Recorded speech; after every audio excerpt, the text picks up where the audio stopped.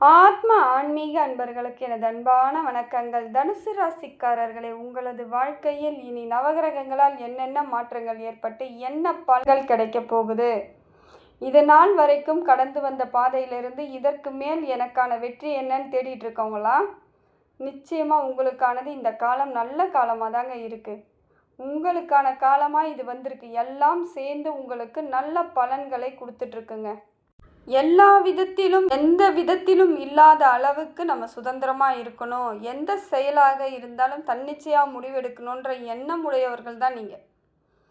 ஏன்னா தனியாக யார் சொல்லும் கேட்டு நம்ம செய்யக்கூடாது, நாமளே தான் பண்ணணும் அப்படின்னு நீங்கள் நினச்சாலும் பல இடங்களில் உங்களுக்கு சோதனைகள் இருந்துட்டு தாங்க இருந்திருக்கு. ஏதோ ஒரு விதத்தில் அவங்க உங்களுக்கு ஆசை வார்த்தை காமிச்சிருக்கலாம், இல்லை ஒன்று போட்டால் 2 எடுக்கலான்ற ஒரு அறிவுபூர்வமான செயல்களுக்கெல்லாம் உங்களை இழுத்துருப்பாங்க. நீங்கள் என்ன நம்பியிருப்பீங்க? சரி, நம்ம செஞ்சால் வெற்றி தானே, நமக்கு நல்லது தான் நடக்க போகுது. நிறைய இடத்துல ஏமாந்துருப்பீங்க. இதனால தான் நிறைய கஷ்டங்கள். உங்களுக்கு எந்த விதத்திலும் கஷ்டம் வராதுங்க. ஏன்னா நீங்கள் எப்பொழுதும் யாருக்கும் எந்த கெடுதலுமே பண்ணது கிடையாது. யாருக்கும் எந்த கெடுதலும் பண்ண மாட்டீங்க, யாருக்கும் ஒரு கெட்டது நினைக்க மாட்டீங்க. ஆனால் உங்களுக்கு உங்கள் பேரில் இருக்க பொறாமை, இல்லை நீங்கள் ஆக்டிவாக வேலை செய்வீங்க, எதோ ஒன்றுமே சுறுசுறுப்பாக இருப்பீங்க, கொஞ்சம் கூட கலங்க மாட்டீங்க, எப்பயுமே ஒரு ஆக்டிவாக இருப்பீங்க. வேலை செய்யணும் அப்படின்னாலே உங்களுக்கு இன்ட்ரெஸ்ட்டாக ஏதாவது ஒரு வேலைன்னா கரெக்டாக செஞ்சுருவீங்க. படிக்கணுமா நல்லா படிப்பீங்க. அப்போ உங்களை பார்த்து பொறாமைப்படாதவங்க யாருமே இருக்க மாட்டாங்க. இந்த பொறாமையாலெல்லாம் உங்களை ஏதாவது ஒரு விதத்தில் கஷ்டப்படுத்தணும்னு பார்த்தவங்களுக்கெல்லாம் நீங்கள் இடம் கொடுத்துட்டீங்க. அதுதான் நடந்திருக்கே அவசரம், வேறு எந்த விதத்திலும் உங்களுக்கு தீங்கு கிடையாதுங்க. இந்த கூட இருக்கிறவங்களால கஷ்டப்பட்டவங்க தாங்க ஜாஸ்தி. அது ஒன்று உறவாக இருக்கலாம், ஒன்று குடும்பமாக கூட இருக்கலாம், இன்னொன்று நண்பர்களாக இருக்கலாம். இவங்களெல்லாம் நம்பி ஏமாந்தவங்க நீங்கள் தான். ஏதோ ஒரு சூழ்நிலையில் உங்களை பணைய கைதியாக்கி அவங்க நல்லா ஜாலியாக ஆயிட்டாங்க. ஆனால் நீங்கள் மட்டும் மாட்டிக்கிட்டீங்க. இப்போ வரைக்கும் கஷ்டப்பட்டுட்ருக்கீங்க. இது நாள் வரையும் கஷ்டத்தையே துன்பத்தையே அனுபவித்து விரக்தி ஆயிடுச்சு. எத்தனை ஆண்டுகள் ஆகுதுன்னு கூட தெரியல. நீங்கள் சிரிச்சு அந்த அளவுக்கு உங்களுக்கு கஷ்டம், விரக்தி, தோல்வி, இதையெல்லாம் சந்திச்சுட்டு திருப்பி எப்படிங்க நான் ஜெயிப்பேன் அப்படி சொல்கிறீங்களா? காலம் மாறுங்க. எல்லாத்துக்கும் காலம் மருந்தாகும். எந்த மருந்தும் வேலை செய்யாது. ஆனால் காலன்ற மருந்து மட்டும் எல்லா காலத்துலேயும் வேலை செய்யும். அதை தான் நான் சொல்கிறேன். எப்படிப்பட்டவர்களாக இருந்தாலும் ஒரு நாள் தலை நிமிர்ந்து நின்றுடலாம். கவலையே பட தேவையில்லை. எவ்வளோ பிரச்சனையை சந்திச்சாச்சு, எவ்வளோ அசிங்கத்தை பார்த்துட்டீங்க, எத்தனையோ நம்பிக்கை துரோகத்தை பார்த்துட்டீங்க. இப்போ ஒரு வாழ்க்கை வாழ்வதற்குன்ற ஒரு பாடத்தையும் கற்றுட்டு வந்திருப்பீங்க அதில். ஏன்னா எப்பயுமே உங்களுக்கு ஓரளவுக்கு சரியான அமைப்பை ஏற்படுத்திக்கணுன்ற எண்ணத்திலேயே இருக்கிறதுனாலேயே உங்களுக்கு யார் எப்படி எது எப்படின்ற ஆலோசனைலாம் தெரியும். உங்கள் பேச்சை நீங்கள் கேட்டிருந்தாலே இந்நேரம் நல்லா இருந்திருக்கலாங்க. ஏன்னா உங்கள் பேச்சை கேட்டவங்க எல்லாருமே நல்லா இருப்பாங்க. நீங்கள் சொல்லக்கூடிய சொல்லை யாரெல்லாம் கேட்டு அதை செயல்படுத்துகிறாங்களோ அவங்களாம் ஜெயிச்சிருப்பாங்க. அந்த அளவுக்கு அறிவுபூர்வமாக சிந்திப்பீங்க. இப்படிப்பட்ட தனுசு ராசிக்கு ராசிநாதன் குரு பகவான் நல்ல இடத்துலேருந்து நிறைய மாற்றத்தை கொடுக்குறாருங்க. ஏதோ ஒரு சூழ்நிலையில் அவஸ்தைப்பட்டாலும் குரு பகவான் உங்களுக்கு நிறைய மாற்றத்தை தாங்க ஏற்படுத்தி கொடுக்குறாரு. கவலையே பட தேவையில்லைங்க. உங்களுக்கு தொழில் வளர்ச்சி, தொழிலெலாம் இல்லாமல் நிறைய பேர் வேலையெல்லாம் இல்லாமல் போயிட்டாங்க. வேலையை விட்டு நிறுத்திட்டு இருப்பாங்க, இல்லை இவங்களே வர சூழ்நிலை ஆகிருக்கும். பொருளாதாரம் இல்லாமல் கடைகள், நிறைய பேர் கடை வச்சுருந்தவங்களாம் கடையை மூடிட்டு போயிருப்பாங்க. அந்த அளவுக்கு கஷ்டத்தை இவங்க அனுபவிச்சுட்டாங்க. கொஞ்சம் நஞ்சம் கிடையாதுங்க, சொல்ல முடியாத அளவுக்கு. வியாபாரிகள்லாம் நிறைய வியாபாரத்தை விட்டுட்டு வெளியே வந்திருப்பாங்க. வாழ்க்கையே அவங்களுக்கு முடக்கி போட்ட மாதிரியான சூழ்நிலையில் தான் இவ்வளோ நாள் இருந்தாங்க. இதற்கு மேல் மாற்றம் ஏற்படும். தைரியமாக இருக்கணும். ஏன்னா இப்போயே உங்களுக்கு கொஞ்சம் கொஞ்சம் தெரியும். ஓரளவுக்கு உங்களுக்கு ஒரு தைரியமாக இருப்பீங்க. ஏதோ ஒரு வழிவகையெல்லாம் கிடைக்கும். அதனால் பகவான் நிறைய மாற்றத்தை ஏற்படுத்துகிறார். தொழில் வளர்ச்சி, வேலை இல்லாதவங்களுக்கு வேலை, உங்களுக்கு தகுந்த வேலை, படிப்புக்கு தகுந்த வேலை, அனுபவத்துக்கு தகுந்த வேலைன்னு சொல்லிட்டு எல்லாத்தையும் கொடுத்துட்ருக்காருங்க. அதனால் பெரிய பிரச்சனைகள் எதுவும் கிடையாது. நிம்மதியாக இருக்கக்கூடிய சூழ்நிலையில் தான் நீங்கள் இருக்கிறீங்க. அதே போல் தனுசு ராசிக்கு திருமண பாக்கியமும் உண்டாகுதுங்க. வரன் தேடிட்டு இருக்கவங்க இப்போ நல்ல வரன் கிடைக்கும். உங்கள் குணத்துக்கு ஏற்ற மாதிரி, உங்கள் குடும்பத்துக்கு ஏற்ற மாதிரியான ஒரு அமைப்பில் நிச்சயமாக உங்களுக்கான வரன் உங்களை தேடி வருவாங்க. நிச்சயமாக உறுதியான அமைப்பில் இருங்க, கவலைப்படாதீங்க. ஏன்னா கொஞ்சம் தனுசு ராசிக்கெல்லாம் கொஞ்சம் காலதாமதம் தாங்க ஆகும். எது ஒன்றுமே அவங்களுக்கு கொஞ்சம் லேட்டு தான். கல்யாணமாக இருந்தாலும் சரி, வாழ்க்கையில் செட்டில் ஆகிறதா இருந்தாலும் சரி, ஒரு சிலவங்களுக்கு குழந்தைகள் கூட கொஞ்சம் காலதாமதமாக கழித்து தான் பிறக்கும். அது இயற்கையான ஒரு அமைப்பு. இது அவங்களை குறை சொல்லவும் முடியாது. ஆனால் கிடைக்காதுன்னு கிடையாது, உண்டு, கொஞ்சம் காலதாமதமாகும். அந்த மாதிரியான ஒரு அமைப்பு தான் தனுசு ராசிக்கு. இப்போ திருமண பாக்கியம் உண்டாகும். குழந்தை இல்லாதவங்க, ஏற்கனவே திருமணமாகி பல ஆண்டுகள் ஆகுதுங்க, குழந்தை இல்லைன்றவங்களுக்கு இப்போ நிச்சயமாக உறுதியாக குழந்தை பாக்கியமும் ஏற்படும். படிக்கக்கூடிய பிள்ளைகளும் கண்ணும் கருத்துமாக படிப்பாங்க. அரசாங்க உத்தியோகத்துக்கு நிறைய பேர் போகிறதுக்கான வாய்ப்புகள் இருக்குது. முயற்சி பண்ணுங்க, கரெக்டாக படிச்சுட்டு எக்ஸாம் எழுதுங்க. ஏதோ ஒரு வகையில் உங்களுக்கான வேலை உங்களுக்கு கிடைக்கும். இந்த மாதிரியான அமைப்பை இப்போ குரு பகவான் உங்களுக்கு கொடுக்குறாருங்க. பொன் பொருள் சேர்க்கை, ஆபரணங்கள் சேர்க்கை, அழகான ஆடைகள் அணிவது, இதையெல்லாம் கொடுக்குறார். நிம்மதியாக இருக்கிறதுக்கான காலகட்டத்தில் இருக்கிறீங்க. நீங்கள் கரெக்டாக அதை ஃபாலோ பண்ணி ஆகணும், வேறு வழியே கிடையாது. என்னடா இது இப்படியெல்லாம் சொல்கிறாங்க, நான் என்ன பண்ணுவேன் அப்படின்னா யோசிங்க, யோசித்து செயல்படுங்க. டைம் கிடைக்கிறப்ப பயன்படுத்திக்கோங்க. எது ஒன்றும் கைக்கு வந்த பிறகு விட்டுடாதீங்க. அந்த கைக்கு வருதா பிடிச்சிக்கோங்க, பிடிச்சிக்கிட்டு மேலே ஏறத்துக்கு முயற்சி பண்ணுங்கள். வாழ்க்கையில் ஜெயிச்சிடலாம். கஷ்டத்தையே நினச்சிக்கிட்டு கண்ணீரையே நினச்சிக்கிட்டு உட்காந்துட்டு இருந்தால் வாழ்க்கை ஓடாது, அது நல்லாவும் இருக்காது. அதனால் முடிந்த வரைக்கும் இப்போ இருக்கக்கூடிய நேரத்துக்கு பார்த்திங்கன்னா உங்களுக்கு குரு பகவானும் நல்ல மாற்றத்தை ஏற்படுத்தி கொடுக்குறாரு. அடுத்தது பார்த்திங்கன்னா சூரியன் மாற்றம் பெருசாக இருக்குங்க. அவரும் உங்களுக்கு சரியான அமைப்பை கொடுக்குறாரு. தந்தை வழி உறவுகள்லாம் இப்போ உங்களுக்கு சப்போர்ட் பண்ணுவாங்க. ஏதோ ஒரு விதத்தில் உங்களுக்கு சப்போர்ட் கிடைக்கும். அதே போல் தந்தை வழி சொத்துக்கள் கிடைக்க வாய்ப்பு இருக்குங்க. தந்தை வழி மூலமாக சொத்துக்கள் வரும்.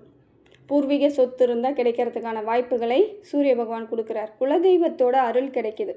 பித்ரு தோஷம் நீக்கிடுங்க. இந்த பித்ரு தோஷம் இருக்குமா, அது இருக்குமா, இது இருக்குமான்னு மண்டையை போட்டு பிச்சிருப்பீங்க. ஏன்னா கஷ்டம் வரும்பொழுது எதையாவது ஒன்று கிளப்பி விட்டுக்கிட்டே தான் இருப்பாங்க. நம்ம கஷ்டம்னு ஒன்று சொல்லும்போது, ஏங்க உங்களுக்கு பித்ரு தோஷம் இருக்குங்க, நீங்கள் அங்கே போய் அதை பண்ணுங்கள், இங்கே போய் இதை பண்ணுங்கள், பரிகாரம் பண்ணுங்கன்னுவாங்க. அதெல்லாம் எதுவுமே தேவையில்லைங்க. உங்களுக்கு எந்த தோஷமும் கிடையாது. அப்படியே இருந்தாலும் காக்காய்க்கு சாப்பாடு வைங்க, சரியாக போயிடுங்க. இதுக்காகலாம் கோயிலாக ஓடுனா அவ்வளோ தூரம் நேரம் இருந்தால் ஓடலாம், டைம் இருக்கணும், பொருளாதாரம் இருந்தால் நிச்சயமாக போயிட்டு வரலாம், தப்பு கிடையாது.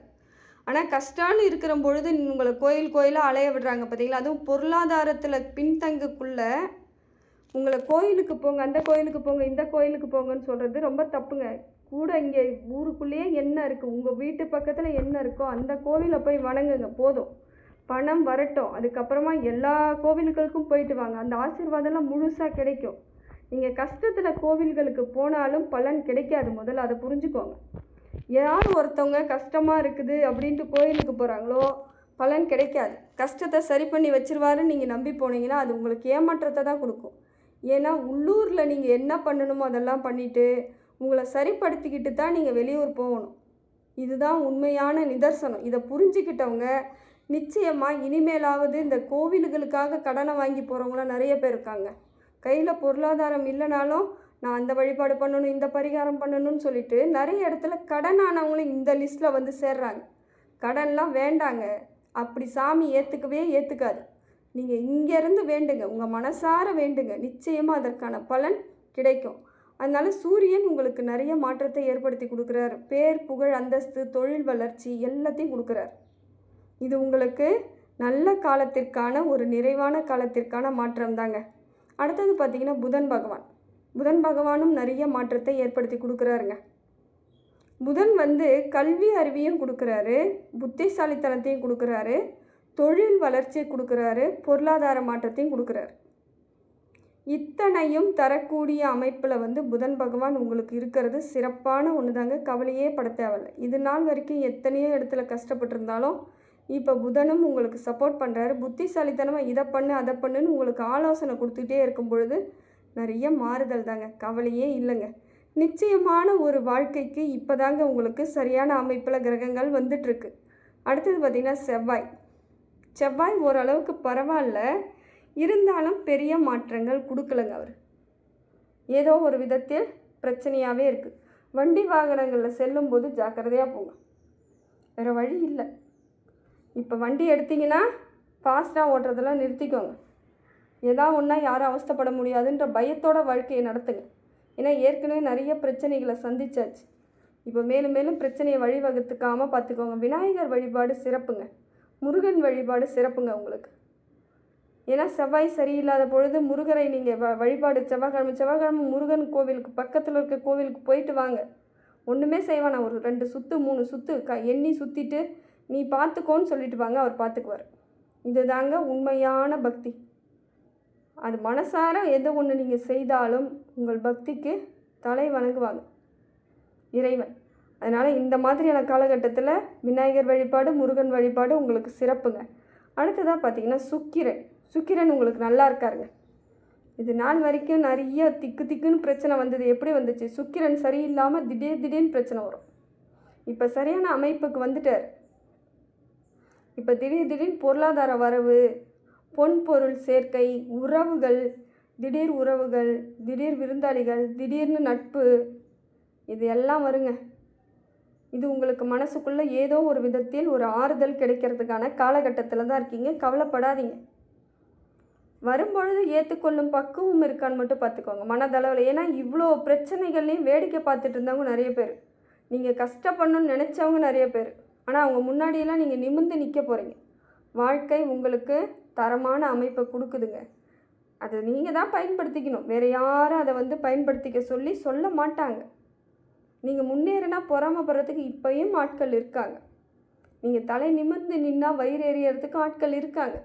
அதுக்காக அவங்க முன்னாடி நான் வாழ முடியாதுன்னு சொல்ல முடியாது. வாழ்ந்து தான் ஆகணும். நீங்கள் நல்லபடியாக வாழணும். அதனால் முடிந்த வரைக்கும் சிந்தித்து ஆலோசனை பண்ணி செயல்பாடு பண்ணுங்கள். ஏன்னா எல்லாமே திடீர்னு வரும்பொழுது பொருளாதாரமும் திடீர்னு வருது. அப்போ நீங்கள் எடுத்து தூம் செலவு பண்ணக்கூடாது. என்ன செய்யணும், ஏது செய்யணும்னு ஆலோசனை பண்ணி செய்யுங்க. நிச்சயமான மாறுதல் உங்களுக்கு இருக்குங்க. சந்திரன் உங்களுக்கு சரியில்லைங்க. இதனால் எப்பயுமே டென்ஷனாக தான் இருப்பீங்க நீங்களாம். ஒரு நாள் ஒரு குணம். இன்றைக்கி ஒரு நாள் பார்த்தா நல்லா பேசுவீங்க, மறுநாள் பார்த்தா வீட்டில் இருக்கவங்ககிட்ட எதுக்கு கோவம் வருதுன்னே புரியாது அவங்களுக்குலாம், சண்டை போடுவீங்க. அதுபோல் ஒரு நேரத்துக்கு ஒரு குணத்தை மாற்றிக்குவீங்க. இது நல்லதுக்கே இல்லாத ஒரு அமைப்பு இது மட்டும்தாங்க உங்களுக்கு. இந்த மாதிரி சின்னதாக எல்லாத்துக்கும், ஏன்னா நீங்களே எக்ஸ்ட்ரா எவ்வளோ மிஸ்டேக் பண்ணி வச்சுருப்பீங்க. ஏன்னா வீட்டுக்கு தெரியாமல் நிறைய வேலை பார்த்து பொருளாதாரத்தை இழந்துட்டு அது உங்களோட சேர்ந்து குடும்பமும் கஷ்டப்பட்டுருக்கும். அதெல்லாம் புரிஞ்சிக்காமல் நீங்கள் எப்போ பார்த்தாலும் நீங்கள் இன்னும் ரொம்ப நல்லவங்க மாதிரியும் வீட்டில் இருக்கிறவங்க தான் உங்களை கஷ்டப்படுத்துகிற மாதிரியும் நீங்கள் கஷ்டப்படுத்திகிட்டு இருப்பீங்க. நிச்சயமாக சொல்கிறேங்க, நீங்கள் தாங்க சரியில்லை. உங்களை தான் நீங்கள் திருத்திக்கணும். அட்வைஸ் வேறு பண்ணுவீங்க அதில். ஏன்னா குரு உங்களுக்கு ராசிநாதன் இல்லையா, எக்கச்சக்க அட்வைஸ் பண்ணுவீங்க. எத்தனை வாட்டி தான் கேட்பாங்க. அவங்களுக்கும் கோவம் வர செய்யும், பிடிக்காமல் போகும். இதனாலே நிறைய குடும்பங்களில் பிரிவுகள்லாம் வந்திருக்கு தனுசு ராசிக்கு. வேறு எந்த காரணமே இருக்காது. ஒரே காரணம், அட்வைஸ். நிறைய அட்வைஸுங்க, எனக்கு அவருக்கு செட் ஆகலைங்க அப்படின்வாங்க. நிறையா அட்வைஸுங்க, அவங்களுக்கு எனக்கு செட் ஆகலைங்க, பிரிஞ்சுட்டேங்கன்னுவாங்க. இதையெல்லாம் இனிமேல் வாயை கட்டுப்பாடாக வச்சுக்கிறது உங்களுக்கு நல்லது. அட்வைஸ் வெளியே எங்கேயாவது பண்ணுங்கள், உங்களுக்கு தெரிஞ்ச அனுபவத்தெல்லாம். ஏன்னா நிறைய பாடம் தான் கற்றுருக்குறீங்கல்ல, அதெல்லாம் வெளியே சொல்லுங்கள். குடும்பத்தில் ஏற்கனவே உங்களால் நிறைய கஷ்டம், இதில் நீங்கள் அட்வைஸ் பண்ணால் எப்படி ஏற்றுக்குவாங்கன்னு எனக்கு ஒன்றும் புரியல. நிறைய பேர் இதை தான் பண்ணுறாங்க. ஏன்னா என்கிட்ட ஜாதகம் பார்க்க வரவங்களே கூட இதை தான் சொல்லி திட்டுவாங்க. என் வீட்டுக்காரர் இதே மாதிரி எப்போ பார்த்தாலும் எல்லாத்தையும் விட்டுட்டு வந்துட்டு என்கிட்டயே அட்வைஸ் பண்ணுறாருங்க, எப்படிங்க நான் ஏற்றுக்குவேன்னு கேட்பாங்க. அதனால தான் சொல்கிறேன், தனுசு ராசிக்காரர்கள் முடிந்த வரைக்கும் அட்வைஸ் பண்ணாதீங்க. அட்வைஸ் பண்ணுறதுக்கு வெளியே எங்கேயாவது பண்ணுங்கள், குடும்பத்தில் பண்ணாதீங்க. ஏன்னா உங்களை பற்றி எல்லா டீட்டெயிலும் அவங்களுக்கு தெரியும். உங்களால் கஷ்டப்படுறவங்களும் அவங்க தான். அப்படி இருக்கும் பொழுது எந்த சூழ்நிலையிலும் அட்வைஸ் பண்ணாதீங்க. அதே மாதிரி நோட் பண்ணுவீங்க. குடும்பத்தில் இருக்கிறவங்க என்ன பண்ணுறாங்க, ஏது பண்ணுறாங்க, எங்கேருந்து வருமானம் வருது, அவங்களுக்கு எப்படியோ ஒரு விதத்தில் அவங்க கஷ்டப்பட்டு உழைச்சி சம்பாதிச்சாலும் உங்ககிட்ட சொல்லணும்னு அவசியமே கிடையாது. அதை ஏன் எதிர்பார்க்குறீங்கன்னு தெரியல, அவங்களுக்கு பிடிக்கல. நிறைய பேர் இதுதான் வருது. இதெல்லாம் மாற்றிக்கோங்க. ஏன்னா உங்களோட சந்திரன் அந்த மாதிரியான அமைப்பில் இருக்கும் பொழுது இந்த மாதிரியான பிரச்சனைகள்லாம் வரும். சந்தேகப்பட தோணும் உங்களுக்கு. அதே போல் தேவையில்லாமல் நிறைய பேசுவீங்க. இதையெல்லாம் சந்திரன் சரியில்லாததுனால ஏற்படக்கூடிய பிரச்சனை தாங்க. அதே போல் சந்திராஷ்டமம் இன்னும் கொடுமையாக இருக்கும் உங்களுக்கு. அந்த நாள் நீங்கள் அமைதியாக தான் ஆகணும், வேறு வழி இல்லை. சந்திராஷ்டமத்தப்போ இறைவனை மட்டும் நீங்கள் நினச்சிக்கிட்டு உங்கள் காரியத்தை செய்யுங்க. புதிய முயற்சி எதுவும் பண்ணாதீங்க. புதுசாக ஏதாவது பண்ணிவிட்டு அது நடக்க முடியாமல் போச்சுன்னா அதுக்கப்புறம் வருத்தங்கள் ஜாஸ்தி. அது கடைசி வரைக்கும் நடத்த முடியாமையே போயிடும். அதனால் அன்றைய தினம் என்ன பண்ணணுமோ அந்த கடமையை மட்டும் செய்யுங்க. ரெகுலராக வேலைக்கு போகிறீங்களா, ரெகுலராக சாமி கும்பிட்றீங்களா, ரெகுலராக சாப்பிட்றீங்களா, என்னவோ அந்த கரெக்டான காரியத்தை மட்டும் பண்ணுங்கள். புது முயற்சி எதுவும் பண்ணாதீங்க. அன்னைக்கு பார்த்து திருமணம் வச்சுக்கிறதுலாம் வச்சுக்காதீங்க. ஒரு நல்ல விசேஷத்தெல்லாம் அன்றைக்கி அவாய்ட் பண்ணுங்கள். ஏன்னா மாதத்தில் வரக்கூடிய 2 சந்திராஷ்டமமே உங்களுக்கு கஷ்டத்தை தான் கொடுக்கும். தேவையில்லாமல் வீட்டில் சண்டைலாம் வரும். முடிந்த வரைக்கும் அன்றைக்கி பேசுகிறத குறைச்சிக்கோங்க. இந்த தனுசு ராசிக்காரர்கள் அதிகமாக பேசுவாங்க. அதுதான் சொல்கிறேன். எடுத்த எடுப்புக்கு தூக்கி எறிஞ்சு பேசுகிறதுக்கெல்லாம் அந்த டைம் குடும்பத்தில் பேசிடுவாங்க. ஏன்னா வெளியே பேச மாட்டாங்க, குடும்பத்துக்குள்ளே தான் அவங்களோட எல்லாத்தையும் காமிப்பாங்க. அதனால் முடிந்த வரைக்கும் குடும்பத்தை அனுசரித்து போகிறதுக்கு முயற்சி பண்ணுங்கள். குடும்பத்தில் ஜெயிச்சாதான் நீங்கள் வெளியே ஜெயிக்க முடியும். அது எத்தனையோ பேருக்கு நான் எத்தனையோ வாட்டி சொல்லிட்டேன், ஆனால் புரிய மாட்டேங்குது. ஏன்னா குடும்பன்றத அவங்க அலட்சியப்படுத்துகிறாங்க. வாழ்க்கையில் எங்கேயுமே நீங்கள் ஜெயிக்க முடியாதுங்க. குடும்பத்தில் ஜெயிங்க. பொண்டாட்டிக்கிட்ட புருஷன் ஜெயிக்கணும், புருஷன்கிட்ட பொண்டாட்டி ஜெயிச்சு சந்தோஷமாக இருந்தால் தாங்க வாழ்க்கை. அடிமைப்படுத்தி எந்த இடத்துலையும் வாழ முடியாது. குடும்பத்தை அடிமைப்படுத்தாதீங்க. அதே போல் அடுத்தது பார்த்திங்கன்னா, உங்களுக்கு சனி பகவானும் நல்ல மாற்றத்தை ஏற்படுத்தி கொடுத்தாலும் ஒரு சில பிரச்சனைகள் வர்றதுக்கு வாய்ப்பு இருக்குது. பொன் பொருள் சேர்க்கை ஏற்படுத்துவார். தொழில் வளர்ச்சி கொடுக்குறார். தீர்க்க ஆயுளை கொடுக்குறார். நோய் நொடி இல்லாமல் வைக்கிறார். இந்த உறவுகள்னு சொல்கிறாங்க பார்த்தீங்களா, அவங்களால உங்களுக்கு பிரச்சனையும் கொடுக்குறார். ஏதோ ஒரு விதத்தில் உங்களுக்கு உறவுகளால் நிச்சயமான பிரச்சனை உண்டு. நீங்கள் ஒன்று அவங்கக்கிட்ட போவீங்க, இல்லை அவங்க ஒன்று உங்ககிட்ட வருவாங்க. பார்த்துக்கோங்க. எப்படியோ ஒரு விதத்தில் உங்களுக்கு panchayat, police station, court case இது அத்தனையும் வரத்துக்கு வாய்ப்புகள் இருக்குது. அதனால் கொஞ்சம் நிதானமாக இருங்க. நீங்கள் போய் பேசுகிறதா இருந்தால் பேச்சுவார்த்தையோடு வந்துடுங்க. அவங்க இதுக்கு மேலே பேச்சுவார்த்தையை தாண்டி உங்களுக்கு பிரச்சனை கொடுத்தா ஒன்றும் பண்ண முடியாது. இறைவனை நம்புங்க. அவங்க என்ன வேணாலையும் பண்ணட்டும், அதுக்கு வழிவகை அவங்களே தேடிக்கட்டும். ஏன்னா இந்த மாதிரியான அமைப்பு இருக்குது. கொஞ்சம் ஜாக்கிரதையாக இருங்க. யாரையும் நம்பி உங்கள் வீட்டு ரகசியத்தை வெளியே சொல்லாதீங்க. உங்கள் குடும்பத்தையே பிரித்து விட்டு போயிடுவாங்க. அப்படிப்பட்ட உறவுகள் தான் இப்போ தனுசு ராசிக்கு வந்துட்டுருக்கு. நல்ல உறவுகள் இப்போ இல்லை. தனுசு ராசிக்கு நிச்சயமாக இல்லை, உறுதியாக இல்லை. இல்லைங்க, எனக்கு எங்கள் வீட்டு சொந்தம்லாம் நல்லா இருக்காங்கன்றீங்களா? அது எப்படின்னு எனக்கு தெரியல. அது போலியாக கூட இருக்கலாம், இல்லை நீங்கள் சொல்கிறது பொய்யா கூட இருக்கலாம்.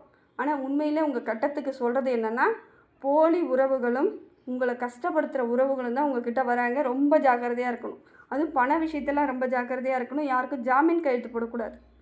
சொந்தக்காரங்க தான், தெரிஞ்சவங்க தான், ஃப்ரெண்டு தான் சொல்லிவிட்டு பணத்தை கடனை வாங்கி கொடுக்கக்கூடாது. திரும்பி வராது.